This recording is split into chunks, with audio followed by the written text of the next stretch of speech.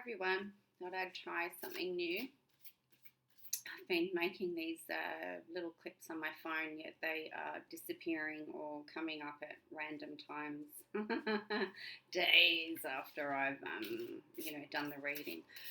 So today's Wednesday, and what's the date? It's the 6th of May. Beginning to forget all those things, timelessness, in a way, with us, many of us being at home now. Anyway, so I thought I'd give you a little bit of a midweek reading. So this is something that I'm really trying to, get going. I've just had a lot of kind of technical stuff with things not, working for me. Anyway, we're going to give this a go. So for those of you that are not familiar with me, that haven't followed me on TV, in those feels like 1,000 years ago gone by, I'm a psychic medium, clairvoyant.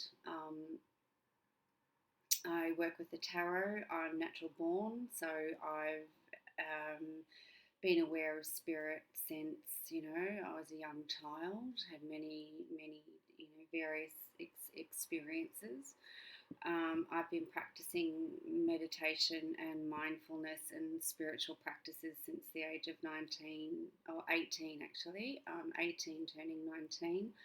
Got initiated into transcendental meditation when I was in my 20s, and have studied various forms of meditation after that.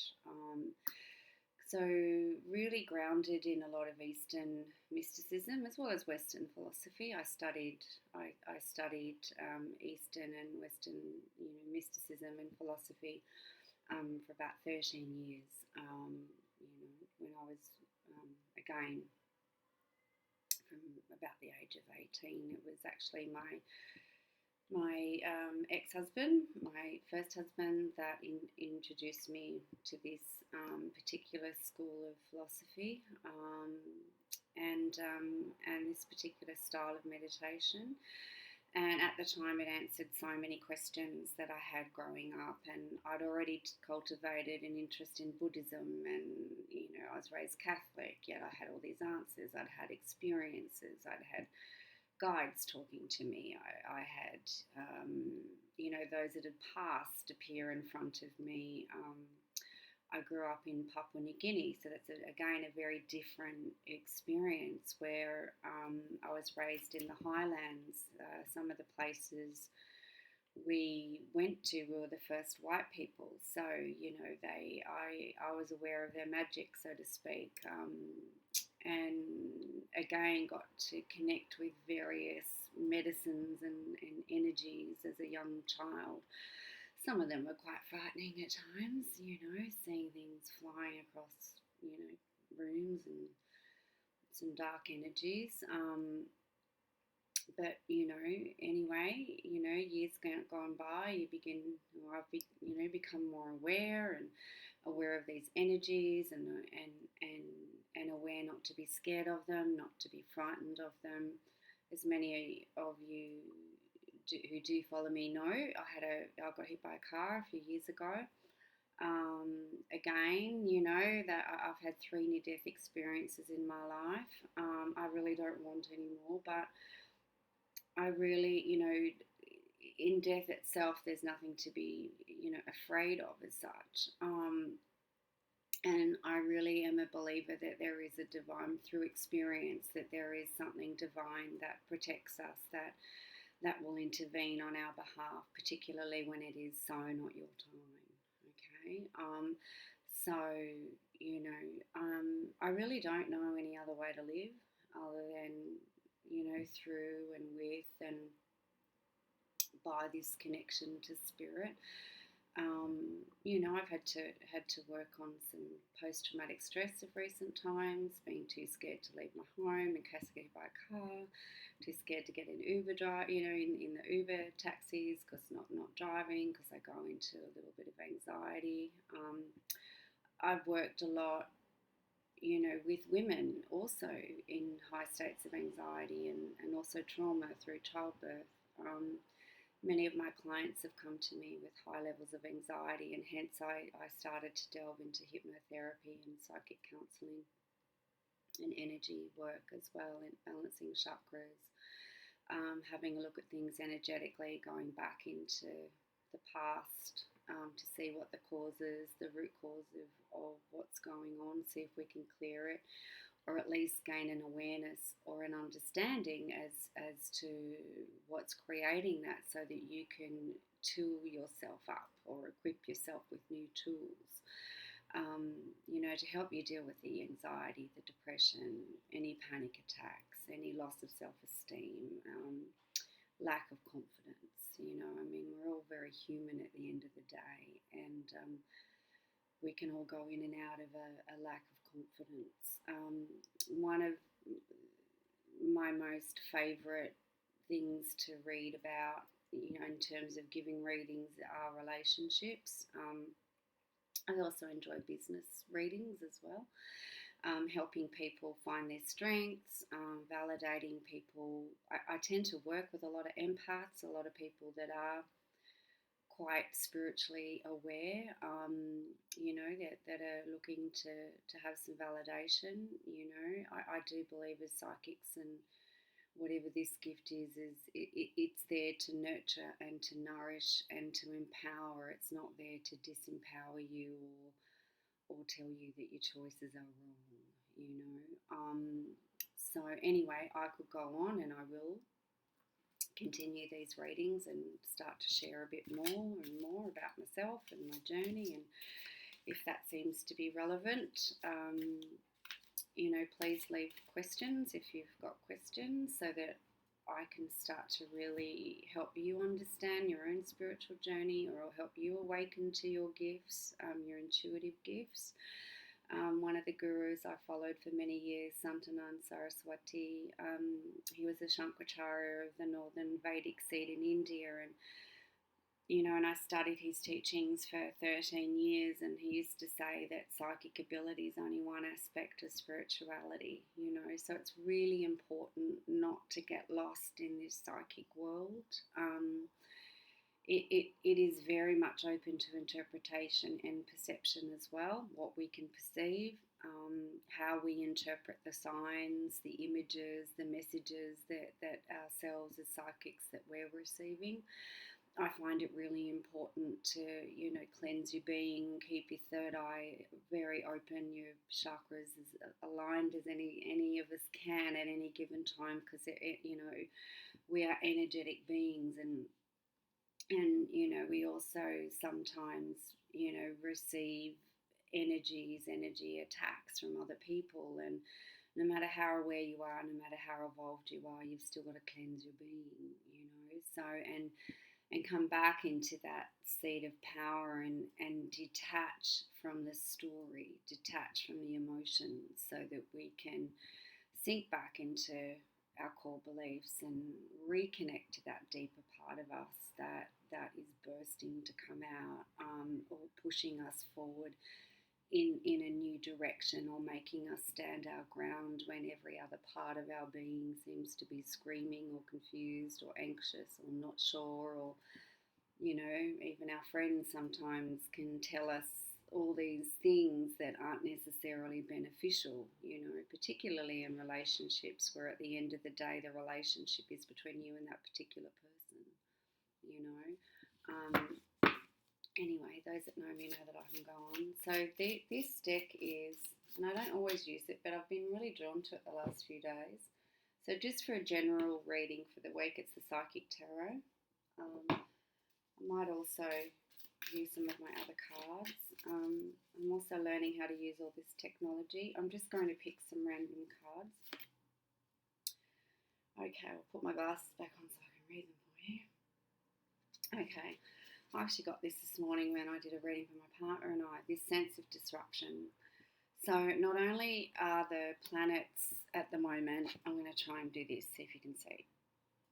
Let's see if we can turn it up. Yeah, all right. Not only are the planets, some of them are started. I'm not an astrologer. I feel and sense the planets.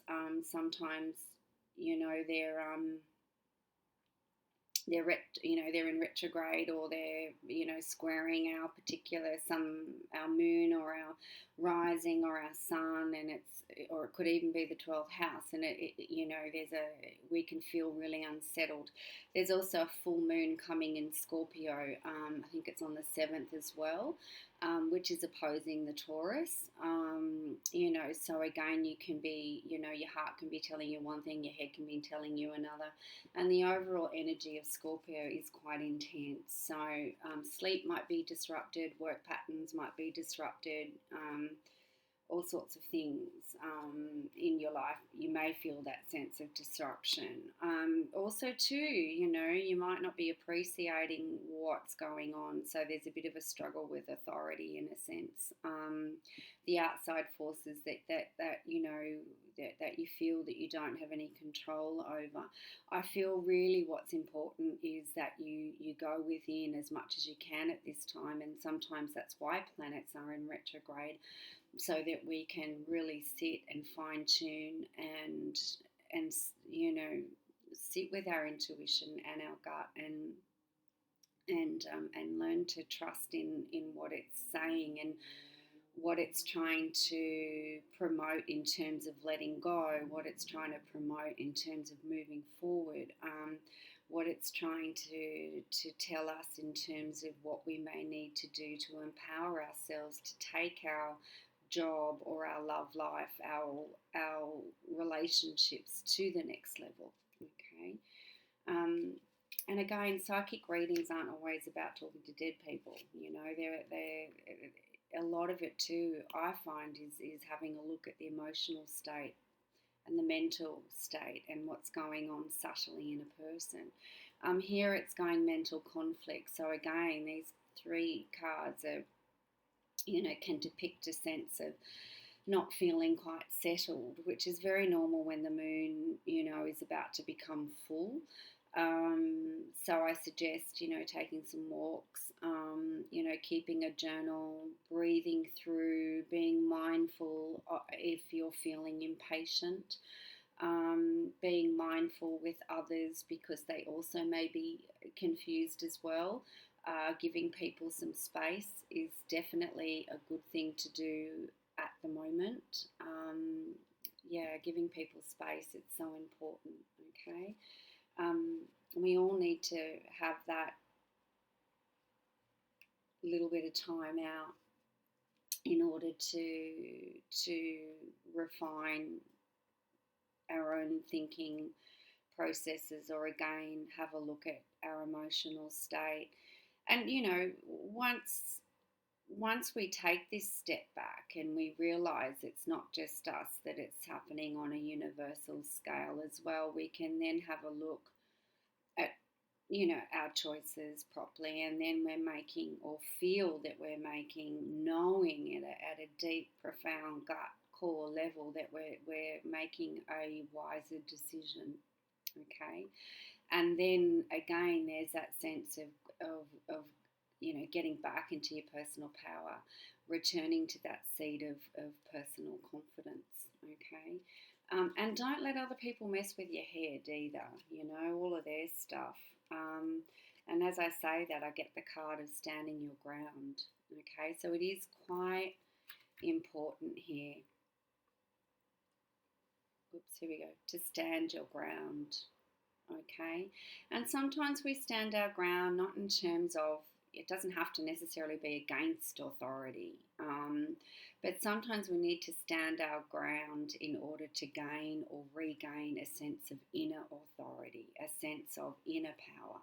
Okay, particularly, because I do feel generally in relationships it's such a time of determination, in the aspect of, no, we're not going to be continuing on as we are, we need to do something about it, or no, it's definitely over. It's a really, my guide showing me this sense of pulling out really deep weeds out of that relationship garden. And if you guys haven't been weeding the garden regularly in your own relationship, then there is a strong sense that the relationship is not going to make it at all. I'm just going to pull, whoops, there we go. Oh, here we go. Last card there, it was just staring at me. There's the base chakra. So again, there's a sense of coming right back down to your foundational beliefs, going for walks, working on the base chakra, becoming more grounded, really grounding yourself before any sense of spiritual practice, or even, psychically as well. Psychically, it's really important to practice grounding exercises before you read for someone. Sometimes so-called spiritual people, that sense it can be quite ungrounded, because they spend a lot of time on the other side and don't forget that they also have to live in the world, and again, that can cause some complete mental conflict and inner turmoil, and particularly to, when we're going through spiritual awakenings. And I'll leave that for another time, how I feel about all of that, because we have different degrees of awakening, and then, it's endless. It's as endless and as infinite as this universe, this sense of enlightenment and awakening. But you definitely, you might be finding you're dreaming a lot more, lucid dreaming, you're feeling a bit more foggy than usual, you might be getting a bit of, more headaches, start to drink a lot more water,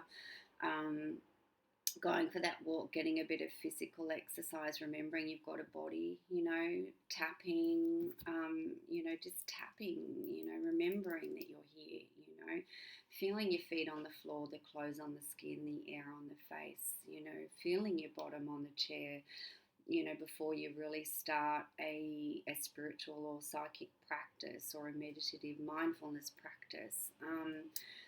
Starting with and setting that intention, in a grounded way is going to keep you safe as you journey between the realms. And it will also, the more grounded you are, the more you're able to actually open up, and the container and the vessel can hold a lot more knowledge and wisdom rather than it slipping, through your fingertips, which is what I get told a lot. I'm not able to sustain that, and then you can't hold your vibration. How everyone talks about this spiritual vibration. So you've got to be able to be grounded in order to be able to hold. Okay, it's really important. Don't just keep focusing on opening your third eye. Okay.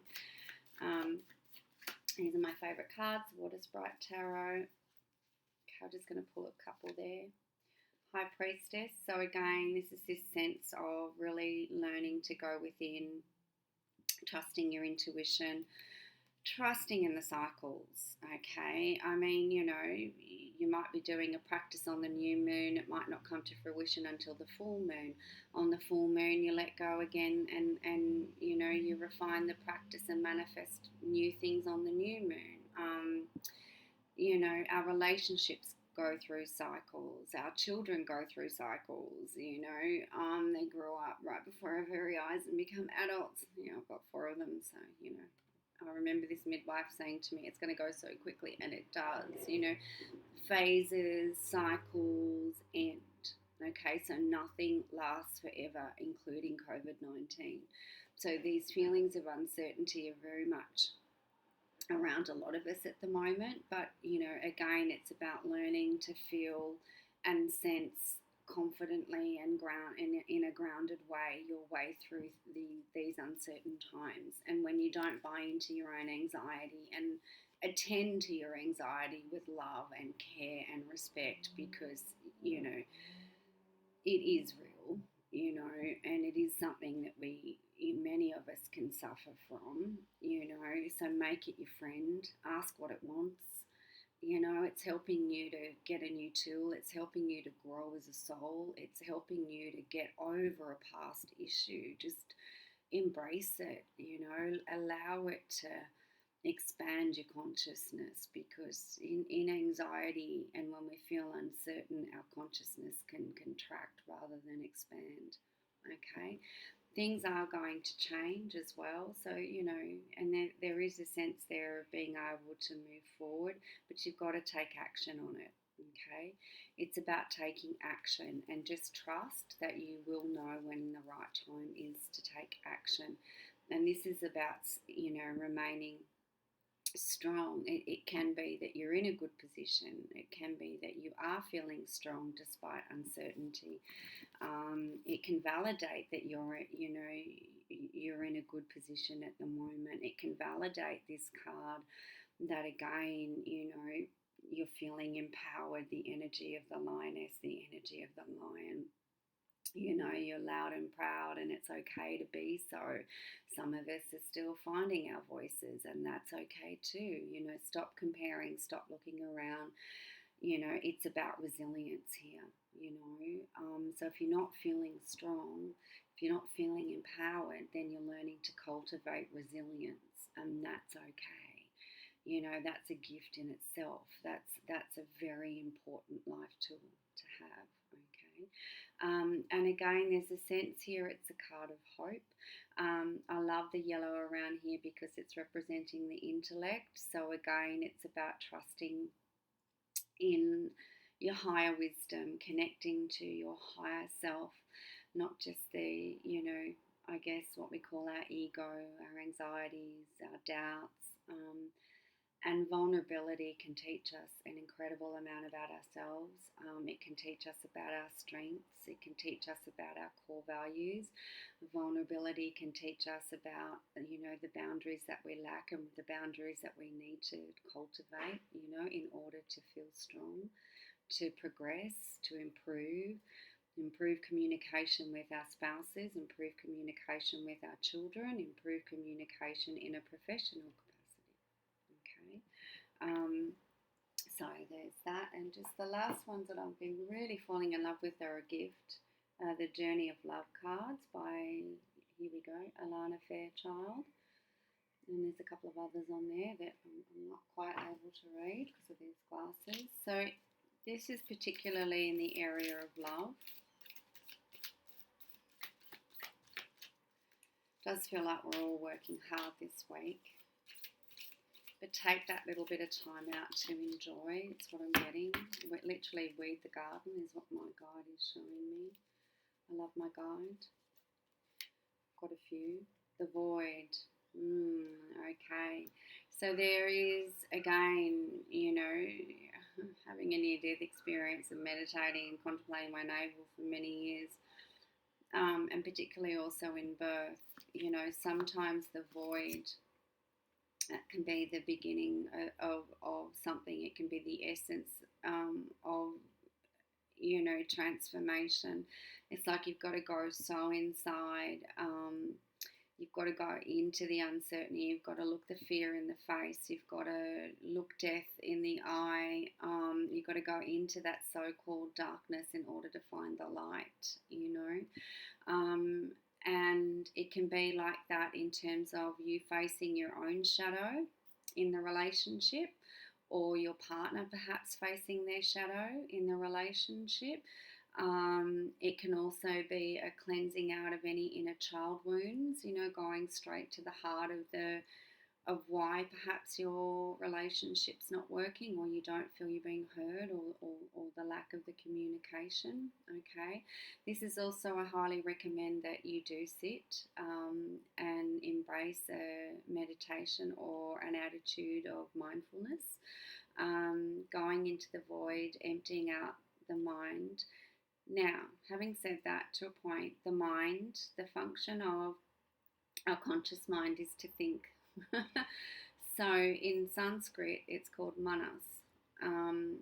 What we want to access, or that, the subconscious mind, that deeper part of our soul, where we can sink into, and it's more intuitive, and we feel more open, and we feel more expanded, we feel more enlightened, we feel more aware, we feel more open, we feel more loving. Okay, but sometimes you've got to be able to step back to be able to get into that space. So sometimes when you're sitting, don't try and control that monkey mind, so to speak. Just acknowledge that it has its own function, and refocus on the breath, or refocus on the mantra, refocus on the visualization, or relaxing into the body more and more, deeper and deeper and deeper, until you sink down into that. Okay, you can't force those experiences, all right, otherwise it drives you crazy.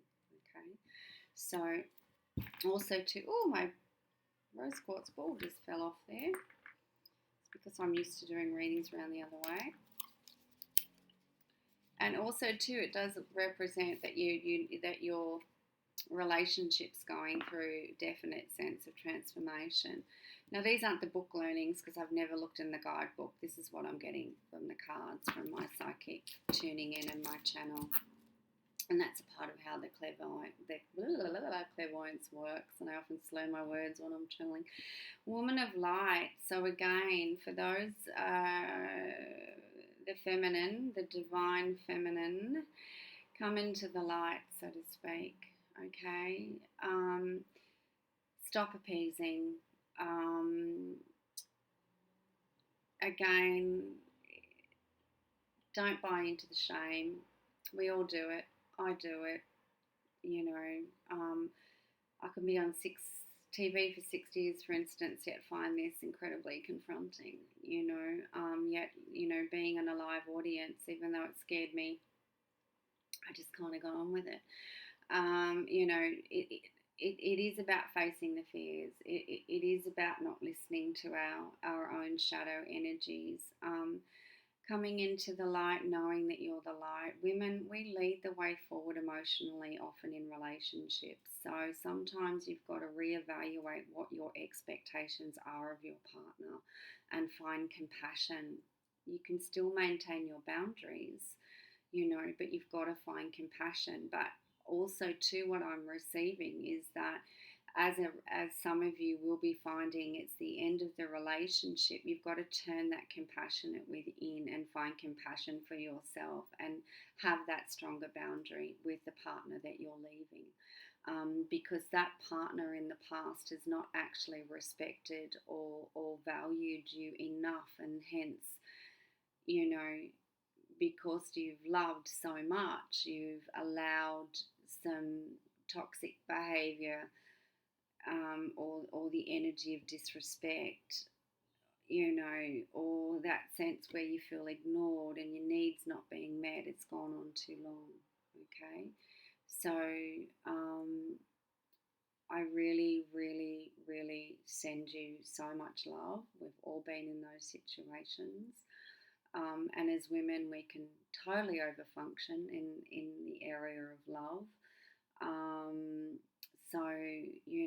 And when a man truly loves you, he is open to you and working things through, despite his own shadow. So I hope that really helps and resonates for some of you. Anyway, you can always book an extended reading with me. I'm more than happy to read for people. It is what I love. And again, so this kind of relationships are going through this amazing sense of transformation, okay?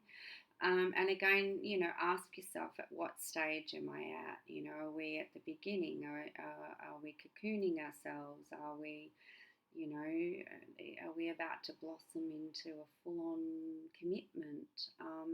Also too, if you're struggling, then it's like, well, what stage is he at? Be mindful of that.